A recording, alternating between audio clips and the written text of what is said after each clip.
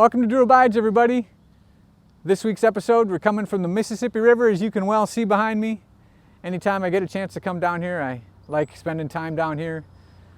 The park is beautiful, stretches of the river around here are beautiful. La Crosse is beautiful. If you ever get here, come and visit sometime. This week, we're going to be talking about the record, A Mississippi Life.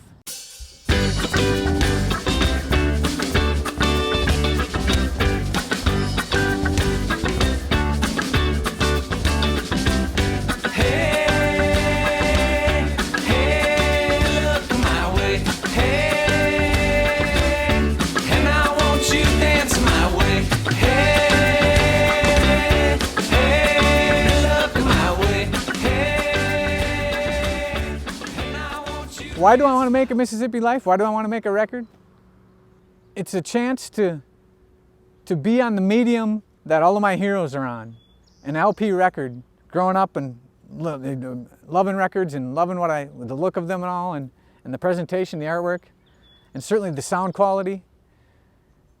And to make one these days is kind of a boutique idea.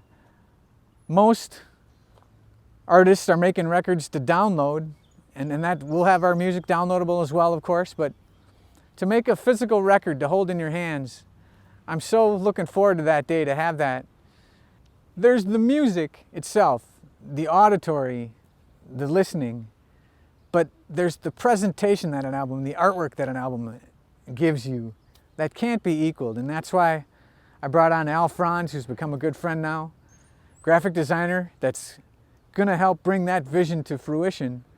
I've got ideas galore of favorite albums of mine and what they look like back in the day, and the cover photo, and just holding one in your hands and running your fingers over the photos and thinking, what are those people doing? What kind of lives are they leading? That's going to be mine one day. I'm going to be on there. I'm going to be on the presentation of a record, and that's a thrill and a half, and it's never abated with me. It's something that I've wanted, I've dreamt about my whole life. And if I make one, why not make another?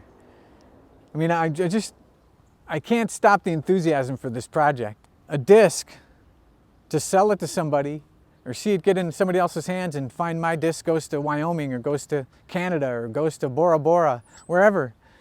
That's a thrill and a half. That's so cool to have that. And let's face it, everybody wants a legacy in some kind. After I'm gone, it'll still be around. My music will be enjoyed by folks, I hope, for a lot of years ahead. We went into the studio with hopes of making 15 songs, of which it's undecided at this point whether we're going to release them all on the record, because that's a lot of space to fill on an LP and on a CD. But we will release them all online eventually.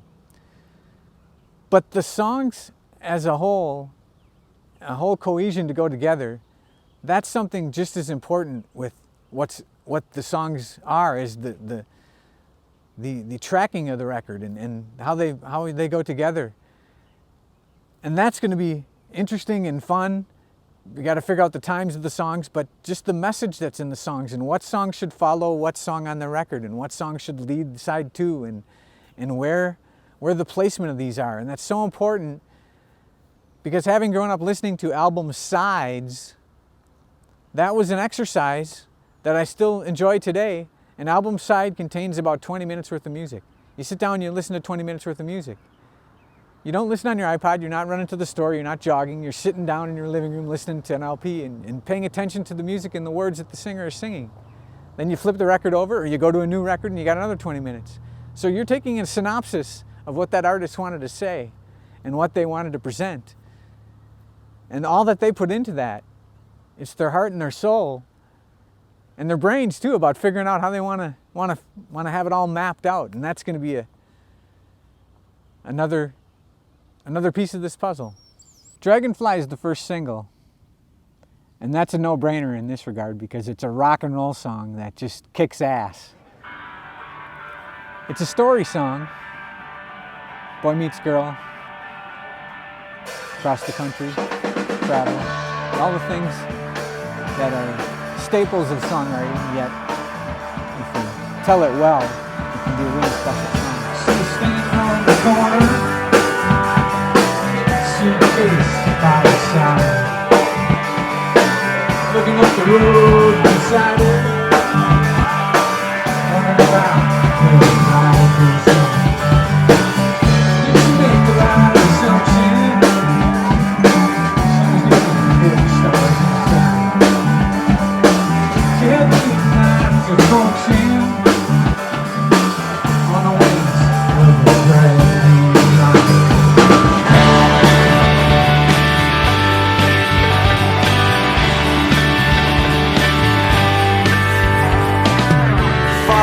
Across the country,